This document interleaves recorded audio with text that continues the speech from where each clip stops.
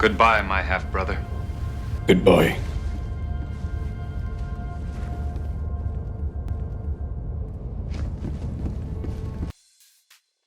How's it going, everyone? Doc here with Eyes Wide Shot Gaming, and today is April 11th, which means we finally received our brand new Democratic Detonation Warbond.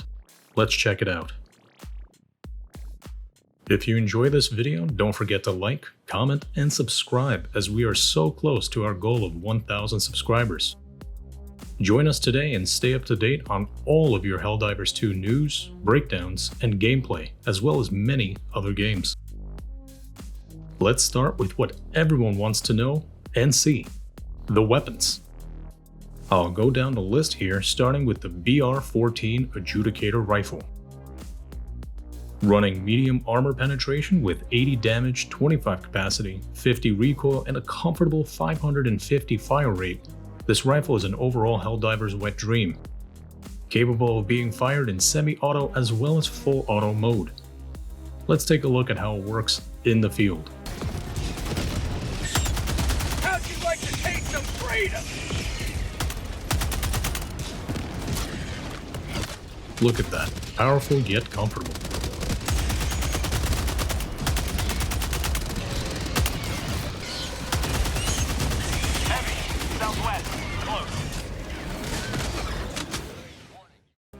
Next up, we have the R36 Eruptor. This is an explosive medium armor penetrating sniper rifle, dealing a whopping 380 damage, a 5-round mag, 75 recoil, and 25 fire rate. The best way I see using this is against warriors and the sort. With a one-shot, one-kill ability, this explosive sniper really is something. Let's see it in action.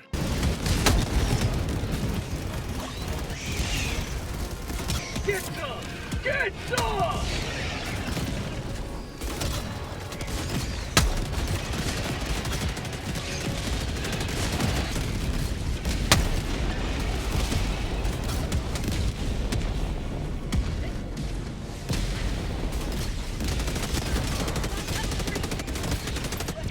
Notice how it has an explosive AoE effect as well, so it doesn't just take out what you're pointing at, but also kills things in a small radius around the epicenter of your shot.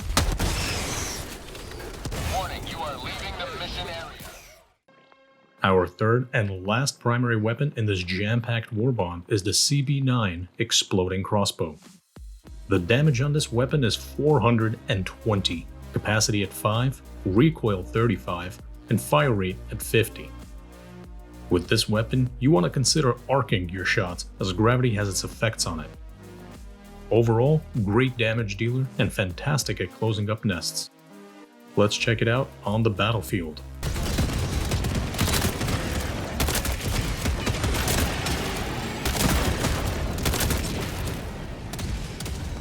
You will never destroy our way of life! Look at that, great damage and easy to use. That's called democracy!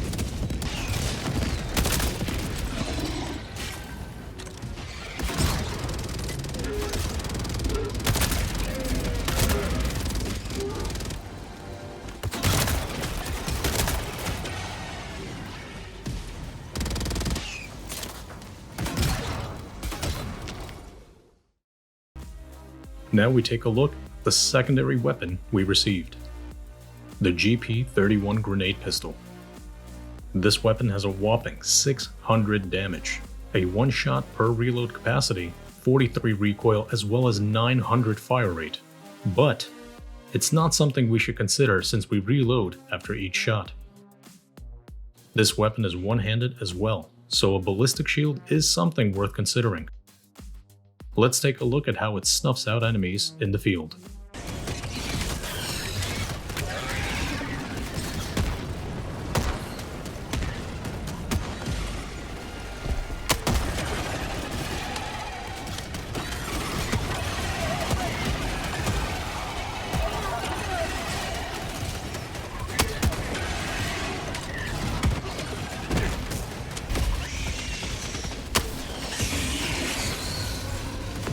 Must approve. Well, it won't kill a Bile Titan, but pretty much everything else will be obliterated.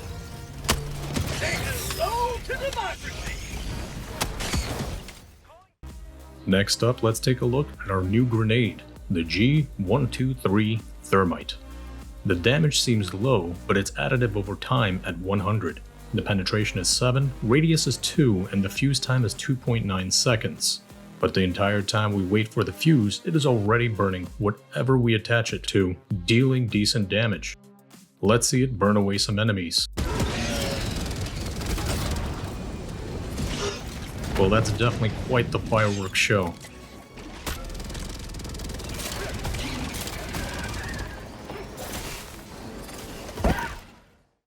Moving on over to the armor section of this Warbond, we begin with the CE27 Groundbreaker.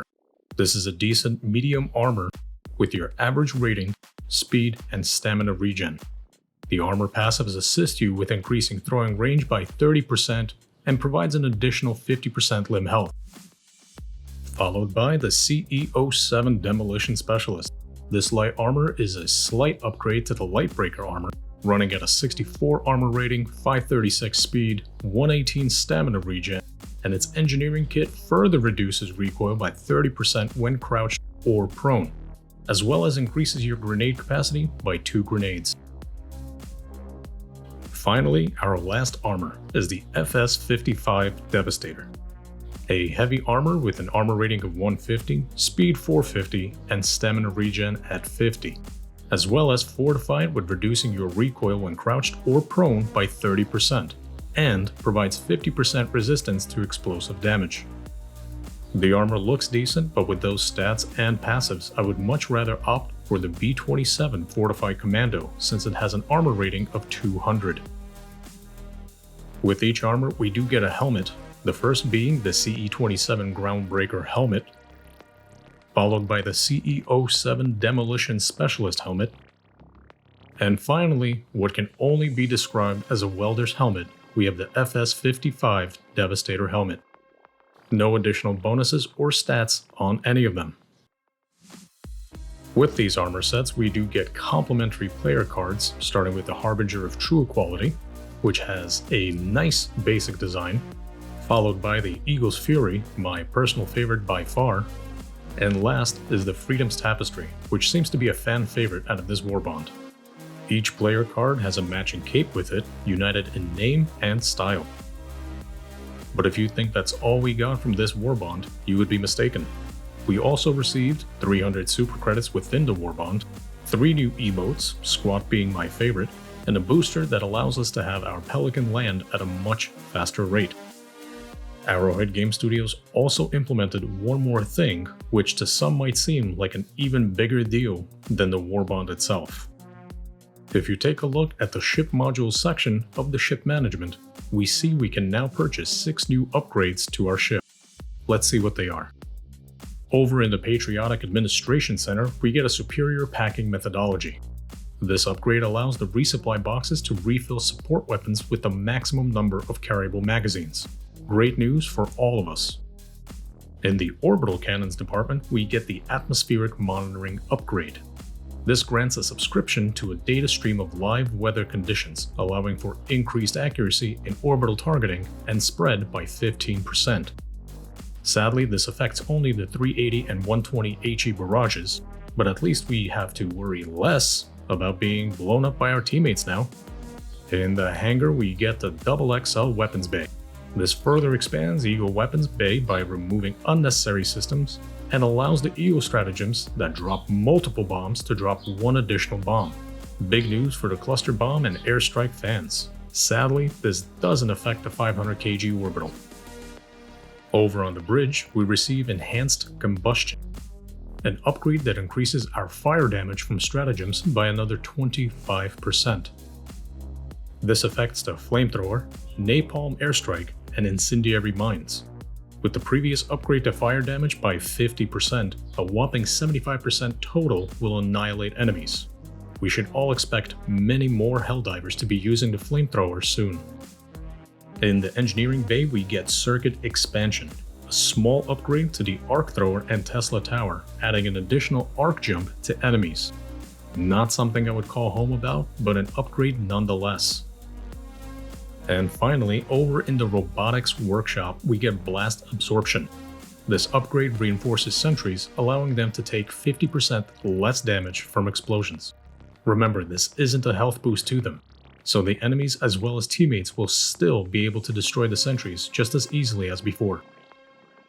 Overall, Arrowhead Game Studios has dropped the motherload on us today, allowing us to experience the game with brand new weapons, grenades, and upgrades, changing many people's go-to meta around yet again.